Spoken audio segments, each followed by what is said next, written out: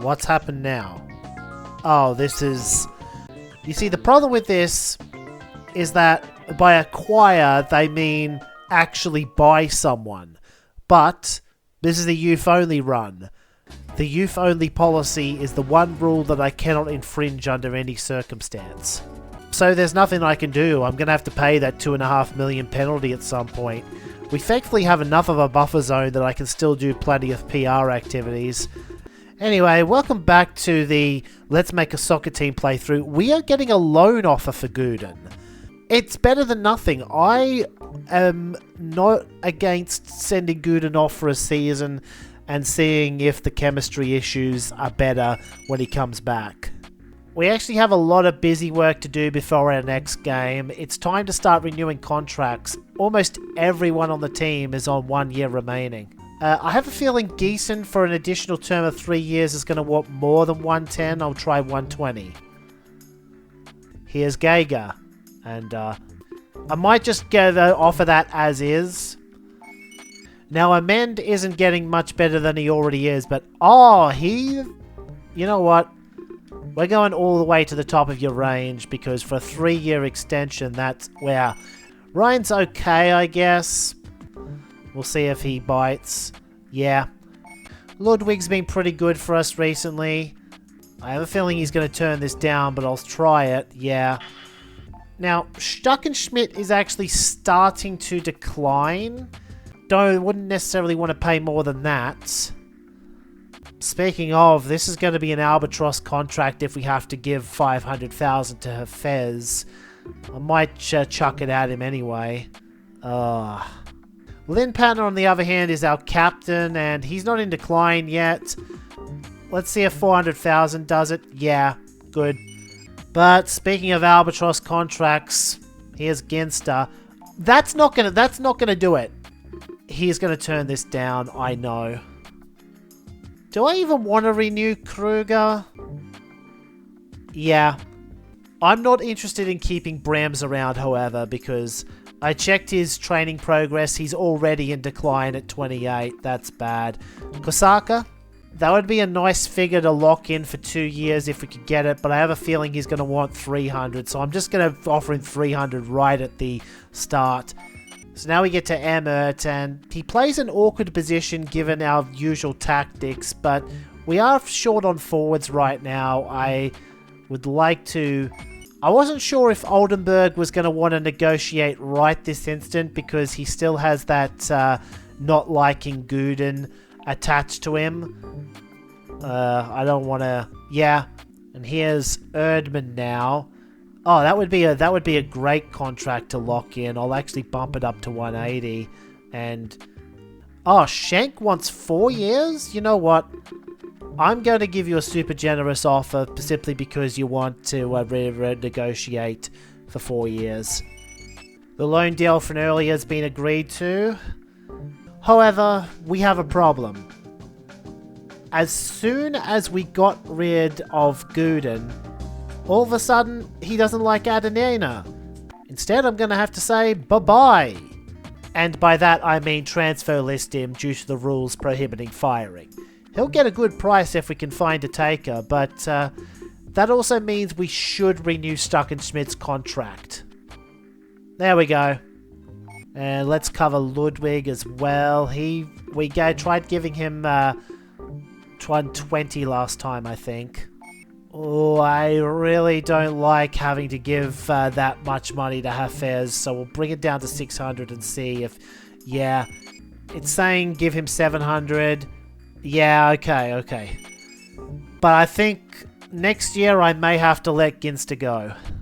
Well, that's news to me. I didn't realize a team in a completely different country that we're never going to meet unless we reach Europe are our rivals. We're still in the second division, Gooden. Well, it looks like Geeson is going to be the first choice goalkeeper for a while now. Unfortunately, I think it's already too late for us to receive an offer for Oldenburg before the next transfer window. So, we're just going to have to move on to the matches again. We've got Saarbrücken at home, and Ginster's already found a lot of space. I thought that was in. Oh, good play. Baumgart! Amend! It's in. Here we go, another free kick in a dangerous spot, but Ryan dribbles it out. Oh, that's a good through ball if it's onside, and it is. Is the keeper going to get to it? No, Ginster is through on goal. Not a lot happening in this second half. I am a little worried that we're not quite as clinical as we were in the first. And it might... Oh, Geeson makes the save. But that'll probably do it, that interception. Ryan's got plenty of space, and this will probably run out the clock. If he doesn't just score himself or have someone else score. Yeah, 3-0. I'm a lot more confident in our team's ability to perform, having seen that. Maybe promotion isn't going to happen, but we'll reassess where we are on the table once we get through Cottbus. Another one of those games that, in theory, we should win with best play, but you just never know. Oh, come on, Hafez. Do not kick the ball straight into your own player. We almost conceded a goal because of that. And we might still concede one because they're going to get another chance at the cross. Oh, lots of space for Helmesberger too. Ginster, why did you pass out of that? Oh, he'll shoot this time though, and he'll score. Oh, and now Ginster's played Ryan in. Oh, he takes a heavy touch. Oh, that's the near to far side play. I recognise that anywhere. I was a little bit worried we were going to concede one late there, but we managed to win the ball and hold it up for long enough. And that was a pretty important 2-0 win because we move up to 8th, and Cottbus, I have a feeling they're going to regress to the mean here. If we can get ahead of Cottbus and the rest, we may be able to sneak into 3rd. That's a pretty big hit to be taking. Our player salaries went up significantly because we renewed all of those contracts.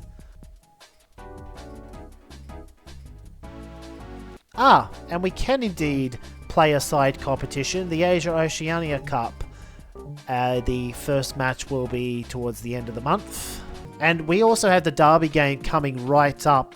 If we can get 3 points from that, that'll also help us in our quest to promote. Well then, we didn't get this message last season when we decided not to renew a few players. We ended up renewing a couple of them anyway, but Brams is too good for other clubs to pass up. So it looks like he's going to Italy. It's Derby Day, and it's on our side of town. Why do we only have 4 fans though? I thought that was only a plastic thing. There are some informed backups here, but last time I tried to ride the hot hand like that, Gooden scored an own goal. So I've tried to go with our absolute best 11.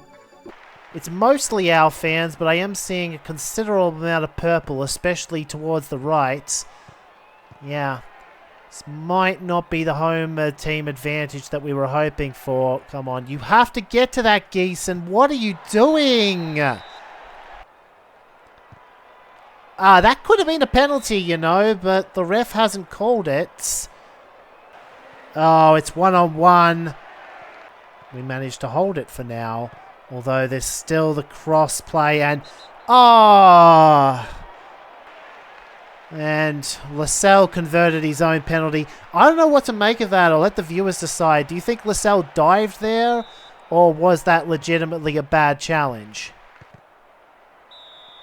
Oh, and that offside on Ludwig has sealed it. Might have had half a chance if we scored on that play, but... And that seals it. That's the first time Ars has beaten us. The first time Lorenzo Dork gets to be smug all over us. And it's been finalised. Brams is walking. I mean, I like the guy, but I also like who we have waiting in the wings defensively, so I can understand why I'm not particularly fussed about losing him. We are going to get Kruger back. And it's not much, but I think he's overdue an extended run as the starter because he's not that much worse than Geeson, yet we've been using Geeson a lot more this season. Oh, and he's certainly getting tested early here. Oh, how did he manage to get back up and save the second? Oh, it's going to be for naught though because our defense can't play the ball out the back and Urziberg finally score. Oh, that's a good reply from Ryan though. Bit of a tight angle, but he gets it to go. Ooh, he could get a brace here. Oh, it's Ginster going to win that. Oh, easiest goal of your life. This is still very much in the balance, though. He goes direct. Oh, nice kick, Stuckenschmidt. Team is really struggling. Oh, no. We have one last chance. That was way too far out to be trying the bicycle, Ginster. And that unfortunately means 2-2 when I thought we were well on course to winning. Can't afford to dwell on what could have been, though. We're going straight to Unterhaching, and but now our ambitions have to revert to just making top 6. Baumgart, oh, fouled in the area. Yep, it is indeed Ginster. And what happened there? What the... The keeper went the wrong way, did he not? How come the ball reacted as though it was saved? Oh, Geiger's going to make no mistake of it, though. With the goofy bicycle off a rebound, we finally go up. We've had chances in this match to make it 2, but as long as we don't concede, I'm happy with throwing away some of them. Oh, that's a good turn of pace for Helmesberger. Plenty of players onside on this side. Ryan... No, not quite. Baumgart, though! Can we make a 3? No, Kosaka can't shoot. Still, that takes the sting off of blowing that Erzberg result, but I think it's time we put Hafez on the penalty kick spot because weird things are happening with Ginster. I have now made that change. I'll let Ginster take the short 3 kicks instead because I don't actually like Hafez being so far up the pitch. Because Marshall also has a tendency to move up the pitch. Anyway, it's time for the Asia Oceania Cup.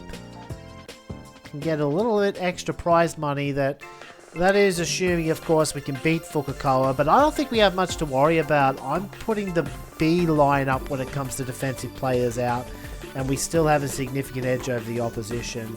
I hope this risk doesn't backfire, but I think it's a good chance to give the B team a run. It does highlight, however, that I probably should call up some attacking players from the Youth Academy because we've got all of these defensive options, but we often don't have anyone to sub for Ryan and Ginster. What? The guy didn't even fall over. How is Helmesberger off for that? Oh, Ginster has made a good tackle. He can't score either. Oh, we might be able to... Oh, Emmert, rebound. Oh, how is Sohn still keeping us out? Okay, so after all of that, we managed to beat Sohn by having him punch the ball into the net himself. This game is weird. But at least we should be through to the next round after a brief scare. And we're correct. Fukuoka was trying to make one last attack. But there you go. Bram scoring the weirdest goal you'll ever see. We get past Fukuoka, and next up we have Al Kuwait, which is a little bit unfortunate because we could have alternatively faced South Melbourne had they won that match. But the odd thing about South Melbourne in this game is that they're actually Sydney FC, at least when it comes to the players they start the game with. We've got a bit of a tricky game against Bochum. Good chance of winning, but also a good chance of losing. Don't know what to really comment on in this game so far. That was a dangerous moment, but one too many touches from the striker. Oh, that's a good one too. But, Ryan, why do you always make the heavy touch? Oh, good position for Ludwig, though. Oh, it's off the post. Oh, that was it. I saw as soon as Ginster had that much space, there was almost no chance he was going to miss that. This game isn't quite over yet. We have to... Well, he took a stupid shot. And now it is over. Aside from the FRC result, I'm pretty happy with how this episode went. We've gone 4-1-1. And I'm not going to get my hopes up here. Realistically, we're hoping to promote next season, but it's still only 9 points and we moved up to 7th. Some key matchups in the next episode will be Frankfurt, Duisburg, and we also have to go see if we can win this Asia Oceanic Club Cup. I think it'll be easy enough. But that doesn't mean I can take any of those games for granted either. So hopefully we can keep this form up next episode.